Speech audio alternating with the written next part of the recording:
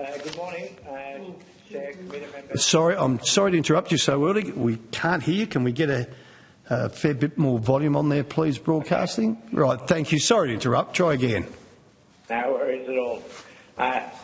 Good morning, Chair and committee members. We welcome the opportunity to appear before the committee today. My name is Marcus Benson. I am the Chief Executive Officer of Qantas Domestic, and I'm joined by with my colleague Scott Seglin, Head of Commercial Strategy and Performance. Sydney Airport is a critical piece of national infrastructure. The government, the aviation industry and its customers all share a common interest in ensuring its capacity is utilised efficiently and competitively for regional and domestic international services. The Qantas Group has consistently supported the recommendation of the Harris Review and welcomes the reform in the bill aimed to increase transparency, align with the worldwide airport slot guidelines and efficiency of Sydney Airport, including disruptions management. Improvements to the slot regime at Sydney Airport will be beneficial for customers and have a positive implications across the network. But slots are only one element of Sydney Airport's efficient operation. It depends on a range of factors, including the ability of the airport to deliver its declared level of capacity and air traffic control performance, including air services.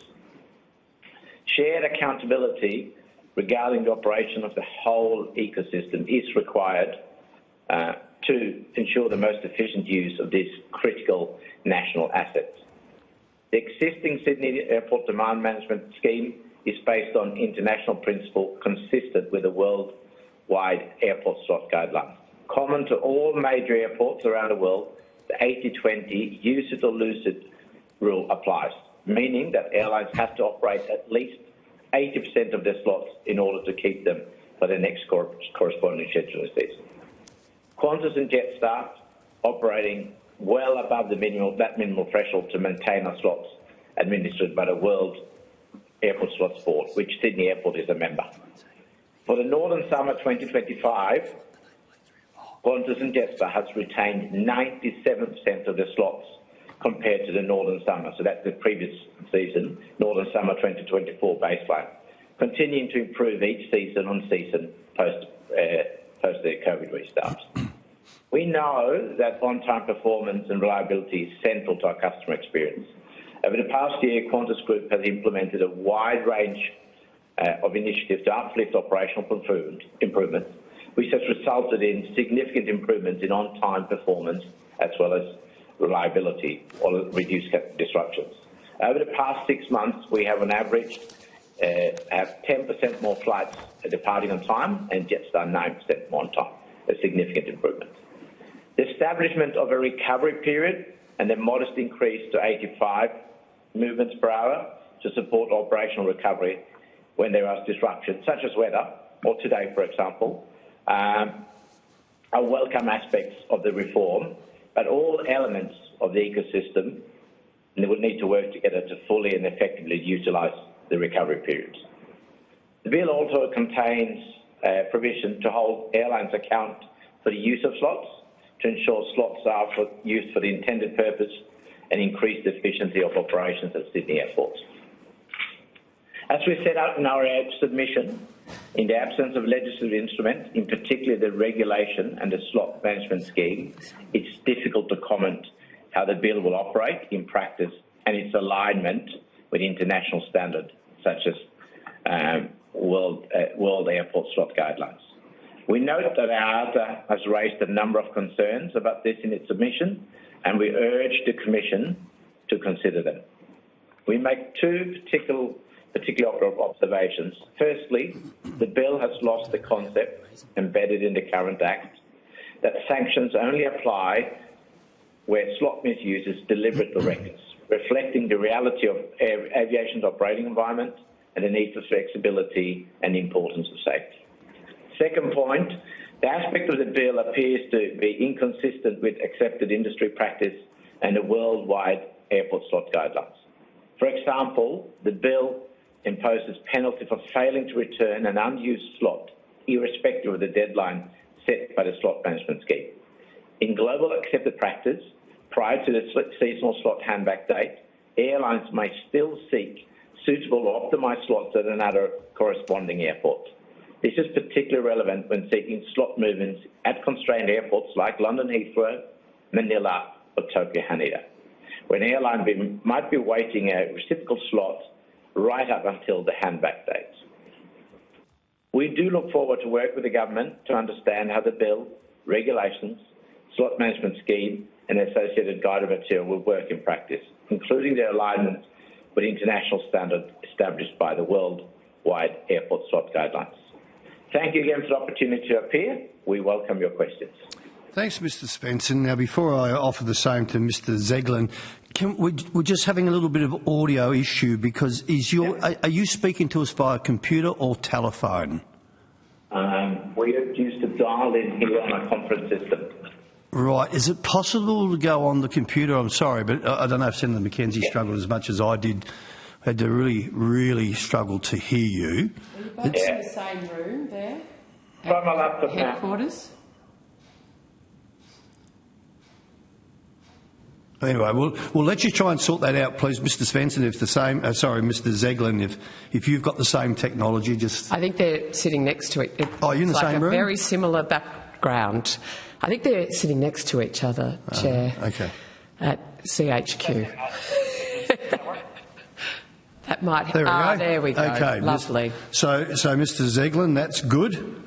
And if you can follow Mr. Svensson, that would help us too. And I don't know how the other senators are going who are listening via teleconference. But all right, thank you. While you're doing that, Mr. Zeglin, did you wish to make any comment?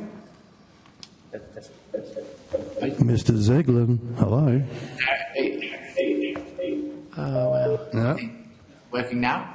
Yes, that's it. Beautiful. Thank you. Hear us? Yes, we can hear you. I think that's better. Yes, thank you. Mr. Zeglin, did you want to make any opening statement? It's got. No, he's fine. He's good. All right, let's go straight to. Just before I go to Senator McKenzie, you because the audio was so hard, you mentioned there has been an improvement of on-time departures of 90. You're up to 90%. Did you say, Mr. Svensson? No, that's not correct. We improved by about 10 points for the last 6 months and Jetstar star 9 points. Oh, okay. Now that sounds a lot better. Well, no, I say it sounds a lot better. Sorry. Now I can hear you properly. And that in that period was what in the last 6 months. 6 months. So you've gone. Qantas has gone up 10 points. What does that put you at now? About 75%. Okay. That's why I was struggling with 90. Okay. Thanks very much for that clarification. 97 was the slots we got that we have had from previous seasons, so that where we had used them to 80% or more. So. All right, great. Okay, thank you. That's much clearer. Senator McKenzie. Thank you, Chair. Thank you, gentlemen, for appearing. Chair, I did just want to put on the record I'm concerned that Virgin Australia isn't before the committee as we expected, and I want to thank Qantas for actually showing up. Qantas has been under a lot of criticism publicly for their use of the existing slot system, and it does you credit that you've actually taken advantage to front up and give your perspective on this piece of legislation, and I wish Virgin had have done the same. So I just want to be very, very clear. Given in previous Senate inquiries, Qantas didn't want the slot system to change, and there was a lot of evidence to us about the efforts Qantas Group has gone to over a long period of time to ensure the management system of slots into Sydney didn't change. That you are now very supportive of this bill as it stands. Is that correct? Was that your evidence? We are very supportive of the Harris recommendation. When it comes to the bill, it's really hard to judge it until we've seen the regulation and the slot management scheme, that amount of detail, but we are fully supportive and said publicly of the Harris recommendation. But this is... So would you... The Harris recommendations went much further than this bill goes, yep. As the whole industry would agree. So this is less than the Harris Review recommendations, and you're not sure whether you support this. As I said before, we really need, so I think there's some good things here, and also some things we pointed out in my notes that we made observations around. I think it's really important for us to see the detailed regulations in the slot management scheme, and we know the government has started the consultation. We've had one session, and I know there's a session tomorrow as well. So we really need to see the details, but there are some good things in it, and there are things that we have some observations around. How will the reforms under the bill as outlined influence Qantas' current customer service and management practices? What will you have to change as a result of this bill becoming law? It's a good question, but I just make use one example I think is important to mention. It's around the 85 movements to going from 80 to 85 when there's been, say, a weather disruption. That's a good thing for customers because that means that instead of having to cancel flights at the end of the day, overnighting customers, we can then get them to the destination, which I think is a good customer outcome. So that is something we think is a good thing. But the reality is that those additional 5 flights are only enacted if there hasn't been 80 movements in the previous hour. Isn't that the case? It's a significant disruption. Yes, so there might be a ground delay program, there might be whatever that happened due to weather, the airport might have been closed or one runway might have been closed, and this just allows us to catch up. Rather than cancelling flight, we can then hopefully fly a few more services and get people to their destination before the end of the day.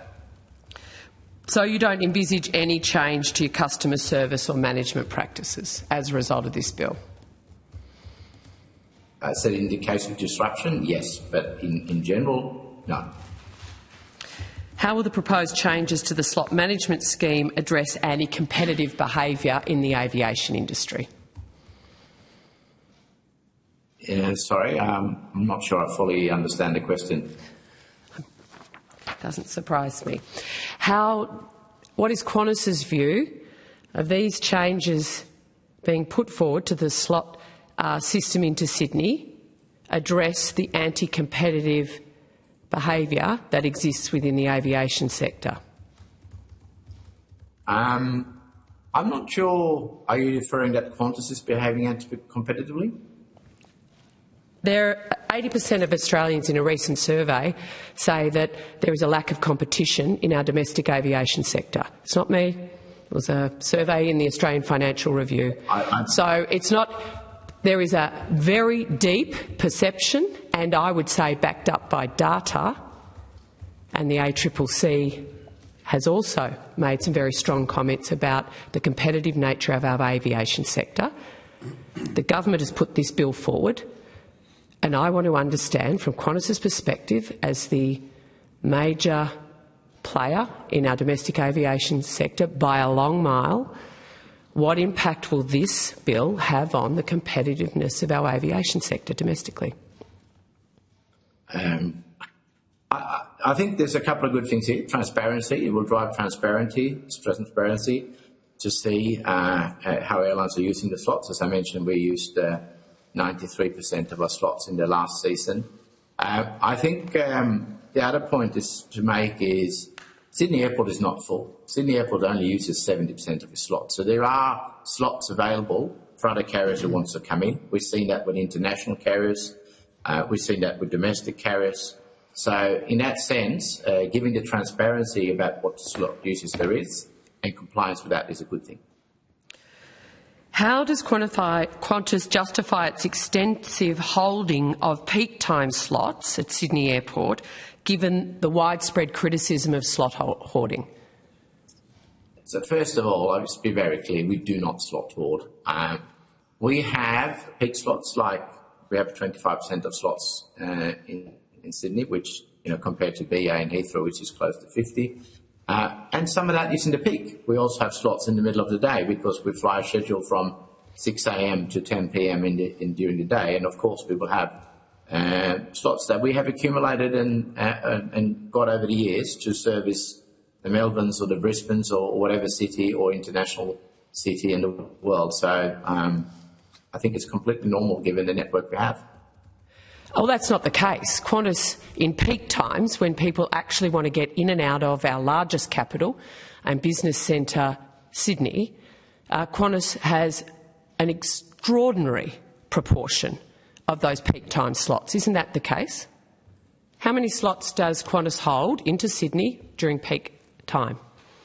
I know the number, so I just would like you to confirm the number I have. Maybe I've referred to my colleague Scott, who might have the data.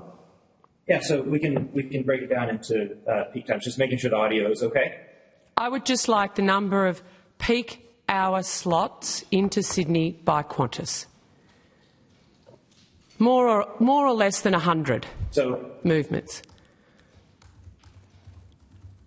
So more or less than 100 per week. So we've got to get the dimensions correct because we have over 65,000 slots in the entire season. If you look at an average peak day, and this is something that you can find on ACA's website, publicly available.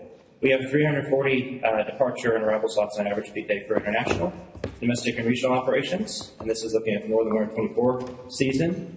And then Jetstar from the Qantas Group also has 135 departure and arrival slots on average weekday for its international and domestic operations. Sorry, so Scott, is that for peak in the peak period? I'm not asking for the daily. I was very clear. I want the peak times. Well, to take that on notice, and we'll send you the peak slot holding.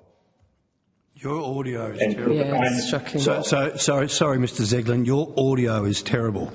Can you move sideways and come and sit with Mr. I think we're going to share screen. We're going to share screens. Apologies. You keep... Yeah, that's it. Okay. Ah, there we go, boys. Is that any better? How's Sydney today? Okay. Not good. The flow rate in Sydney Airport is 30 movements, which is below the threshold. So that's actually unfortunate, but it's pretty normal. So I'll just come back, sorry. Yes. Thank you for coming on this side, Mr. Zeglin, so we can hear you. But Senator McKenzie did have a question for you about peak slots during peak times. Have you got that information in front of you? Yeah, so we'll take on notice because as a part of the Harris review, there was a update to the definition of peak. And so what we'll do in our submission, we're taking on notice, we'll define these are the peak hours and these are the slot holdings that Qantas holds during those periods. So I have information that in the peak period as of July 23, the daily peak into Sydney from 6 till 11, which is the most competitive time that people want to actually land so they can get to their business meeting, is the Qantas Group had 103 slots. Tell me if I'm wrong.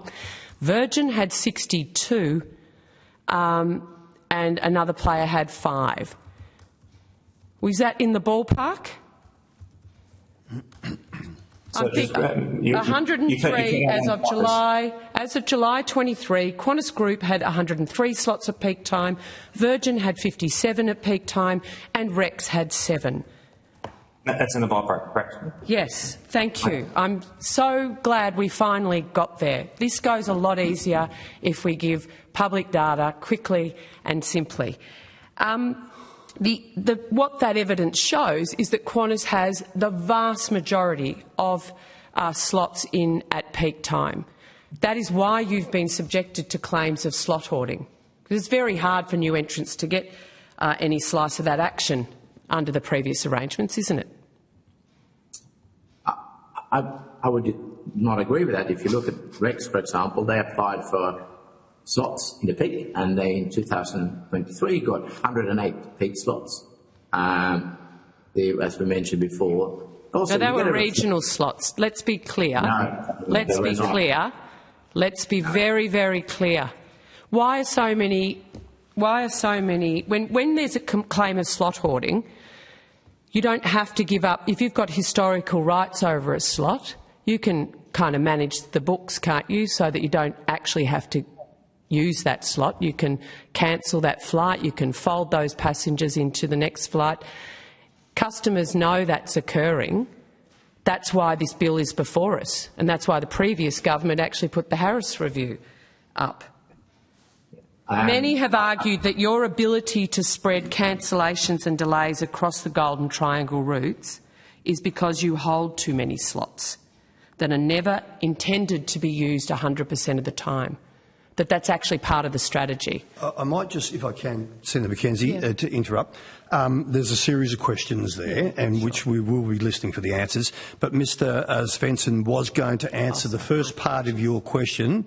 So can we just break it up, give the opportunity to ask the question, and hear the answer, and you'll have the call as long as you need it. So, sorry, Mr. Svensson, did you want to answer the first part of Senator McKenzie's question? Yeah, I think it's really important that categorically we do not slot hoard, and we only apply for the slots we know that we will operate or intend to operate. Yes, there are disruptions on the days, there are cancellations on days due to weather, engineering, or whatever reason it might be. But I would be very clear, when you want to run an airline, the best way to run an airline is to run every flight on time and cancel zero. That is what we intend to do. Obviously, that does not happen because there's multiple reasons. But we do not apply for slots without having the intention to operate them. I categorically deny that we slot hoard and trying to play any games here. We do use our slots. We intend to use them and we apply for them. And that's why it's really important. And that's why we have so many slots. You also got to remember, we've got over 200 aircraft in our fleet. The airplanes you mentioned have a significantly smaller fleet. Hence, it's natural that we have more slots. It is those historical allocations that are problematic for new entrants. So how does Qantas address claims that its historical slot allocations create a significant barrier for new entrants to provide competition to Qantas as the dominant player in our aviation sector, and indeed that dominance has seen competition lacking in the domestic sector? I think, first of all, Rex applied for peak slots. They got 108 for that per week. My understanding is that they actually got more slots than they handed a few slots back. So when they wanted to have peak slot to start flying the triangle with 737s, they got the slots required. When it came to Bonsa, they never applied the slots in Sydney. So I think it's absolutely possible if somebody wants to get into the peaks to do so. And also you can look at it, as I mentioned, international carriers. There's multiple examples. Sri Lankan Airlines, Jeonju Airlines, a couple of other ones who actually got slots in their peak as well.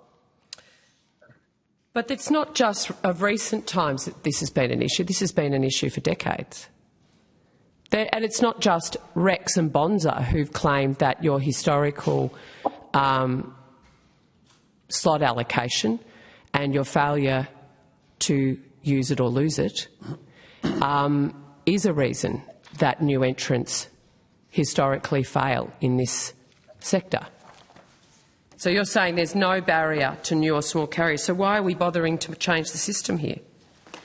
Why are we bothering to change? Why is the government bothering to put this bill forward? Why did the former government bother with the Harris review if it's not going to change anything? I think there's some good other changes, as we mentioned. Having more movements in case of disruption, that's a good thing. Transparency is a good thing. So there is a lot of good things here. I'll just, Senator McKenzie, there are other senators. I'm not rushing it. Happy to go. Do you have many more? Yeah, I do, but I'm happy if others. I'll just put the word out there. If there's any senators that wish to ask questions, just I'll give you 30 seconds to unmute and let me know who's there. If not, I'll go back to Senator McKenzie. My clock ticks a lot ticker than the clocks in here. Okay, Senator McKenzie. What percentage of Qantas's allocated slots are regularly affected by cancellations, and how do you plan to address this? Just to clarify the question. So you're saying how many percentage of our slots is? Your flights. Yeah. So the last season we operated 93.7 of our slots. 97% of your slots? No, we operated 93.7 of our slots, and we got 97% back for the corresponding season when we applied for them again. Yes. My question is how many are cancelled?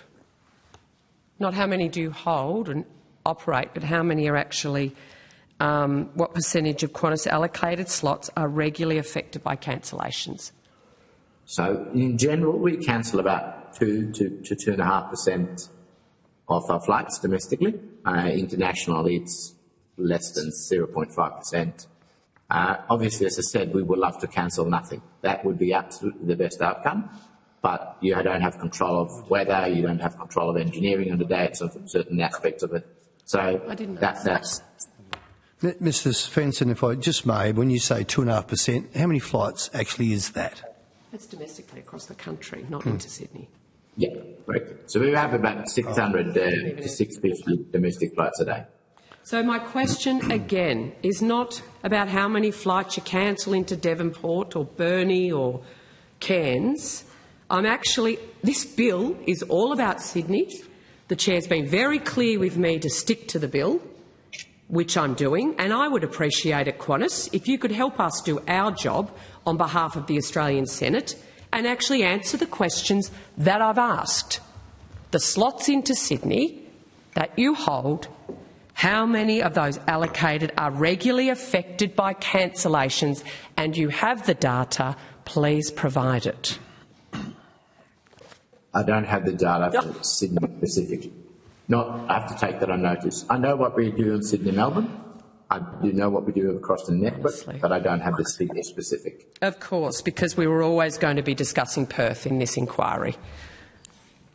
It's not that. I just don't have the Sydney for every route you operate out of Sydney, but we have to take that on notice and provide that data. So do you support the shift of slot allocation powers to the Minister as proposed by this bill?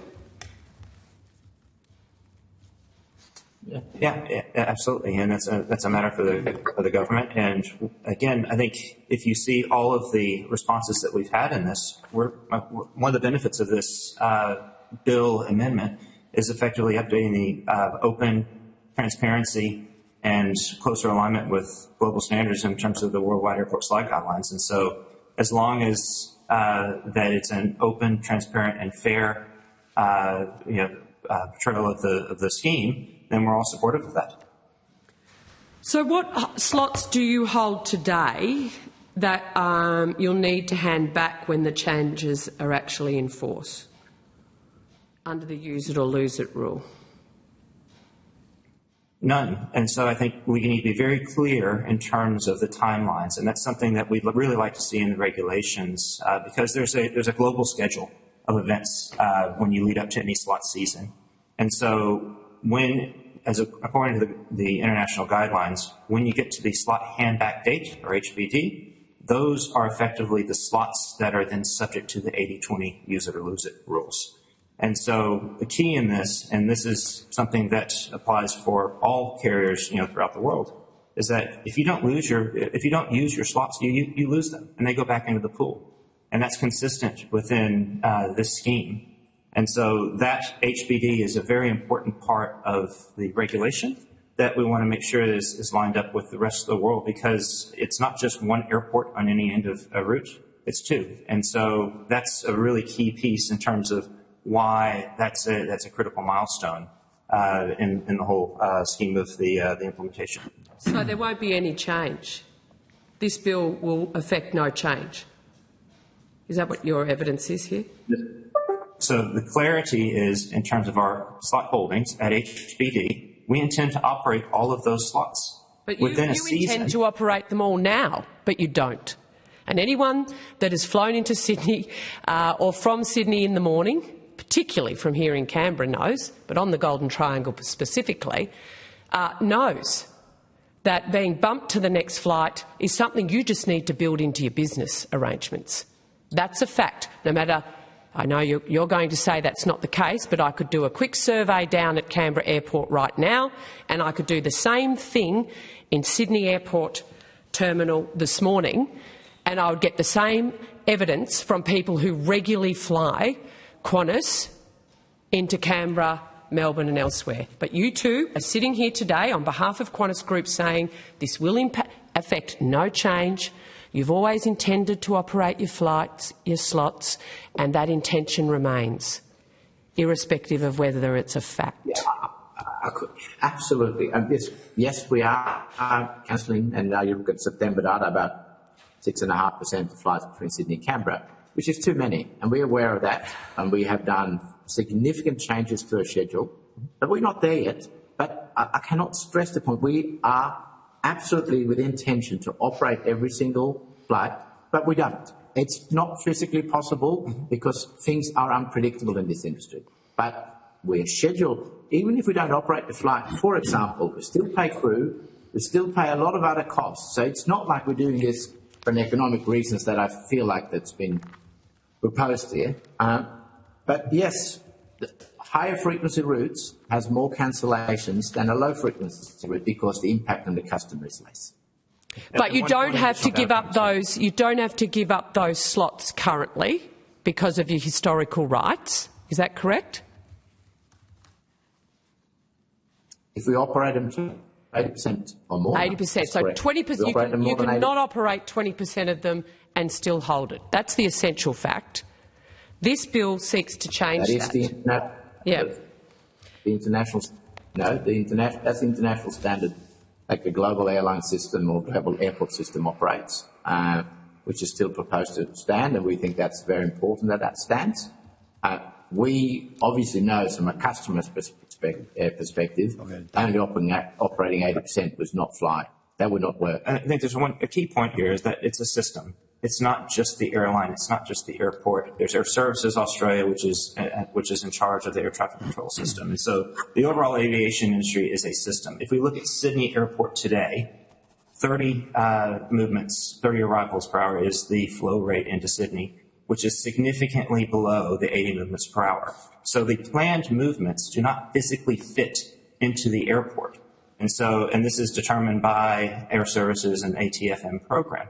And so, therefore, in order to fit within the flow rate and the capacity of the airport, operational cancellations on the day are required across the system to be able to fit. So I think that's one point that's really important in all of this legislation, is that it's not just on the airlines, it's on the total system to be able to deliver the planned capacity on the day of operations.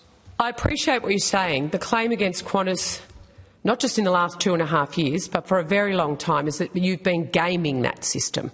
It's been part of your business plan to game that system, and you've been very successful at it because you are the gorilla in the room.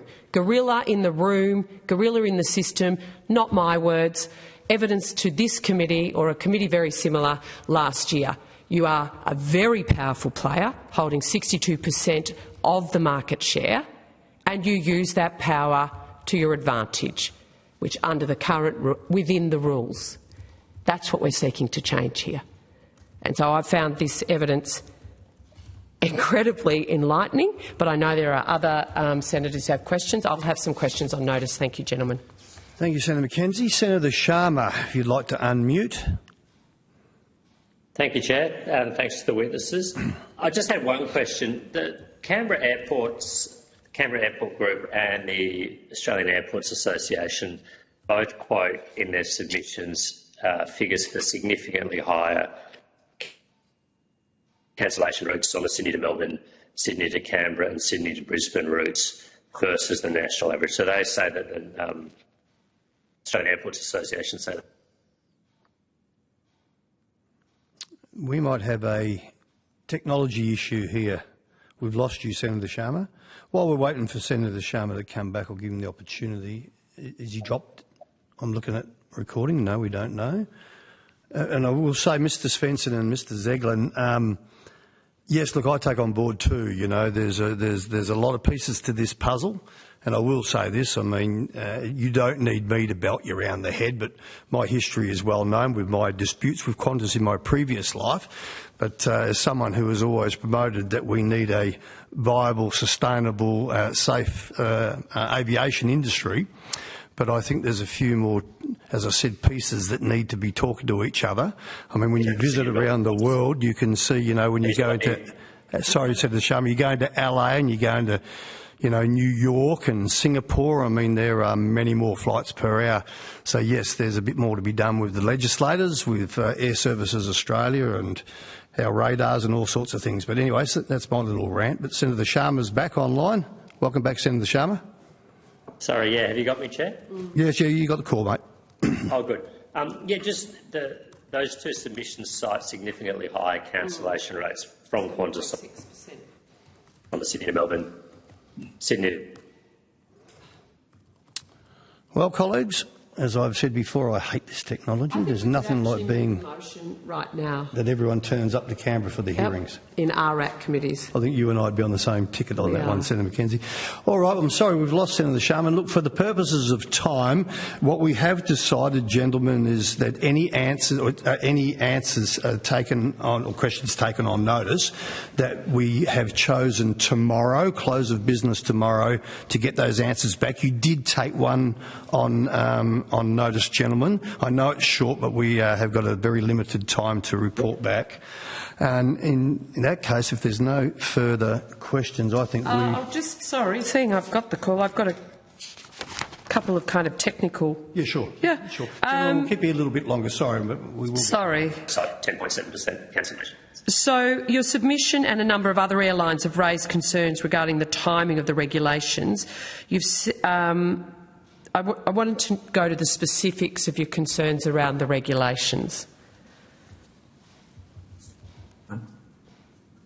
But what are your concerns around the regulations the governments are saying they'll bring forward, specifically? Well, we haven't seen the regulations yet, so but what's mentioned in the Act is two things we mentioned. One was around the penalties, which is in the current Act. It's about when it's recklessly used.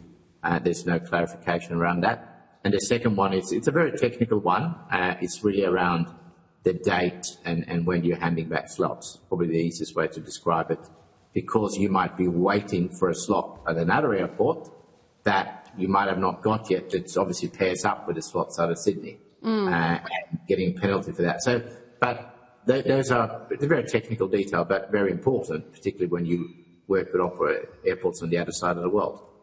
How important was the government's announcement around caps, capping flights in and out of Sydney and the curfew? They made an announcement, the Minister made an announcement, I think in February or recently, around making sure that this legislation didn't change, thank you, the cap at all. You were not aware of that?